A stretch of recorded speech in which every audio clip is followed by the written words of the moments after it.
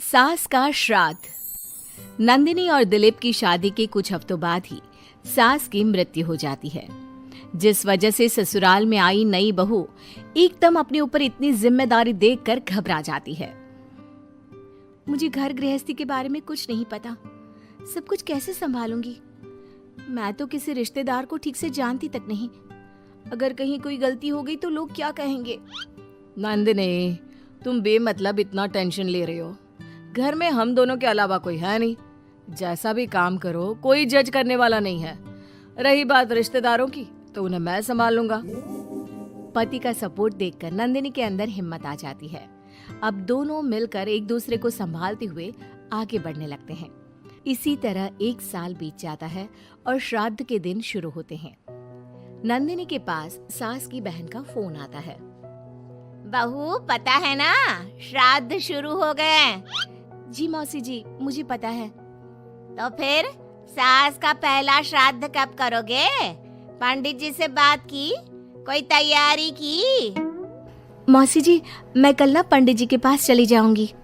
ठीक है, बात करके सब अच्छे से तैयारी करना। हाँ, किसी भी रीति रिवाज में कमी नहीं रहनी चाहिए। नंदिनी मौसी सास की बात पर तो हाँ बोलकर फोन काट देती है, लेकिन फिर रीति रिवाज और श्राद्ध के बारे में कुछ पता ना होने की वजह से दोबारा टेंशन में आ जाती है। शाम को दिलीप के घर वापस आते ही उस पर अपने सवालों की बारिश शुरू कर देती है। आज मौसी जी ने फोन करके मम्मी के श्राद्ध के बारे में बोला। हाँ, मुझे याद है। तुम पंडित जी से बात कराओ, बाकी फिर वैसे ही तैयारी कर लेंगे। वो तो मुझे पता है, लेकिन मौसी जी ने साथ में रीति रिवाज के बारे में भी बोला, और इस घर की किसी भी रिवाज के बारे में मुझे कुछ भी नहीं पता। देखो, इतना सोचने की जगह जैसा पंडित जी बोले वैसा कर लो, सब सही होगा। अगले दिन दिलीप के ऑफिस जाते ही नंदिनी घर के बाकी सब काम छोड़ पंडित जी के पास जाती है, जो उसे श्राद्ध करने की तारीख के साथ क्या और कैसे करना है सब कुछ अच्छे से समझा देते हैं। घर वापस आते ही नंदिनी मौसी सास को फोन करती है। मौसी जी, 2 दिन बाद मम्मी का श्राद्ध रखा है। ठीक है, आ जाऊंगी। और पहला श्राद्ध है, इसलिए पूरे परिवार को बता देना। सब साथ में पूजा करेंगे तो दीदी को अच्छा लगेगा। मौसी के कहे मुताबिक नंदिनी सबको इन्फॉर्म कर पूजा की तैयारियों में लग जाती है। 2 दिन बाद पूरा परिवार उनके घर इकट्ठा होता है और देखते ही देखते सबके बीच गृह युद्ध शुरू हो जाता है, जिससे नंदिनी और दिलीप की परेशानी कम होने की जगह बढ़ जाती है।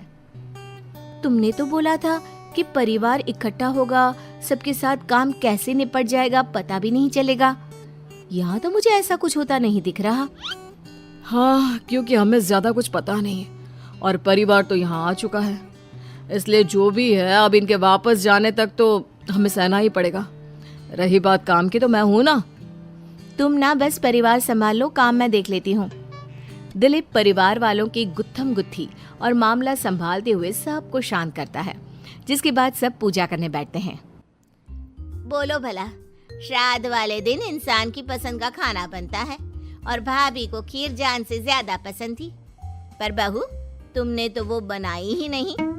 वो एक्चुअली मुझे खीर बनानी नहीं आती, कुछ खराब हो जाता तो बहुत नुकसान होता, इसलिए नहीं बनाई, लेकिन बाजार से मंगवाई है, कुछ देर में आ जाएगी। ऐसी तो आजकल की लड़कियां हैं जिन्हें सास की खुशी से ज्यादा नुकसान की चिंता है, जो खीर तक बाजार से मंगवाती है। मौसी जी, मम्मी की खुशी को याद रखते हुए नंदिनी ने खीर का ऑर्डर उनकी पसंदीदा मिठाई की दुकान पर दिया है। अरे बनाएगी नहीं तो सीखेगी कैसे? माफ करना मौसी जी, लेकिन आज पूरे परिवार का खाना बना है और ऐसे में प्रैक्टिस के चलते मैं इतने सारे लोगों के लिए खीर बनाती और अगर जरा भी गड़बड़ हो जाती तो बहुत खाने का नुकसान होता ना, जो अच्छा नहीं होता। नंदिनी की बात को इग्नोर करते हुए मौसी चुप हो जाती है, जिसके बाद सब पूजा करते हैं और कुछ देर बाद खाना खाने बैठते हैं, लेकिन उन्हें वहां भी शांति नहीं रहती। वो कभी खाने में कमी निकालना तो कभी किसी चीज की फरमाइश करना शुरू कर देते हैं। आखिर ये लोग माँ के श्राद्ध की पूजा के लिए आए हैं, या बस ये गलत है, ये वैसा क्यों है, ये ऐसा क्यों नहीं, ये चाहिए, वो अच्छा नहीं, ये सब बोलने के लिए? मुझे तो समझ में नहीं आ रहा, यहाँ श्राद्ध की पूजा हो रही है या इनकी पार्टी। जिस हिसाब से कमियां निकाल कर भी उंगलियां चाट चाट कर खा रहे हैं ना, इनकी तो पार्टी ही लग रही है। बस भगवान करे अब और कोई ड्रामा ना हो। दोनों पति पत्नी इसी उम्मीद के साथ मेहमानों को खाना परोसते रहते हैं। कुछ देर बाद ही मौसी सास का चिल्लाना शुरू हो जाता है। हे भगवान, सब इधर आओ। ये देखो, दीदी की तस्वीर के आगे रखी पूजा की पूड़ी पर चींटियां घूम रही हैं। बहू, तूने दीदी की मनपसंद खीर पूजा में नहीं रखी ना, इसीलिए नाराज हो गई हमारी दीदी।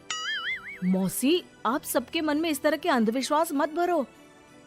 अरे उन्होंने कुछ गलत नहीं बोला। पहले तेरी पत्नी ने घर आते ही हमारी भाभी को ऊपर पहुंचा दिया और अब उनकी आत्मा को भी शांति से नहीं रहने दे रही। इसी के साथ एक एक कर घर में सब अपनी राय देने लगते हैं, जो कुछ ही देर में एक बड़े मुद्दे का रूप ले लेता है, जिसमें सबकी बात और इल्जाम घूम फिर कर नंदिनी या दिलीप पर ही आते हैं। बस करो, आखिर आप लोग हमसे चाहते क्या हो?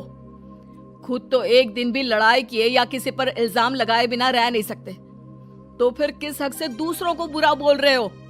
वो बेचारी जिस दिन से इस घर में आई है सबको खुश करने की कोशिश करती रहती है, लेकिन आप सब उसे टारगेट करने के अलावा कुछ नहीं करते। मौसी जी, आप इतने विश्वास के साथ कैसे कह सकती हैं कि मम्मी नंदिनी से ही गुस्सा है? क्योंकि अभी आप लोगों की हरकतें भी कोई प्यार करने के लायक नहीं है। दिलीप को पहली बार इतने गुस्से में और चिल्लाते देख मौसी के साथ पूरा परिवार चुप हो जाता है। आप लोगों को मुझे जो बोलना है बोलिए, फर्क नहीं पड़ता, लेकिन प्लीज मम्मी के लिए मेरे या दिलीप के प्यार पर उंगली मत उठाइए।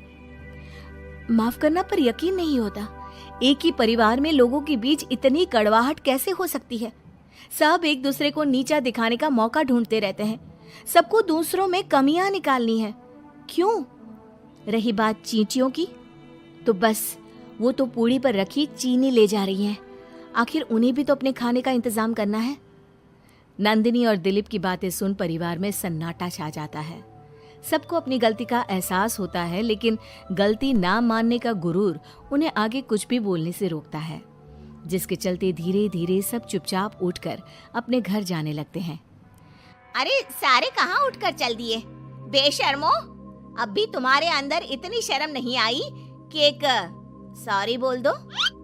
हमने बहू को न जाने कितना परेशान किया, फिर भी उसने पलट कर किसी को कुछ नहीं बोला। नंदिनी, हमें माफ करना, इस साल तो हमारी वजह से सब खराब हो गया, पर वादा करती हूँ अगले साल सब इस परिवार का नया रूप देखेंगे। फिर मैं भी वादा करती हूँ कि अगले साल सबको अपने हाथ की बनाई बढ़िया खीर खिलाऊंगी।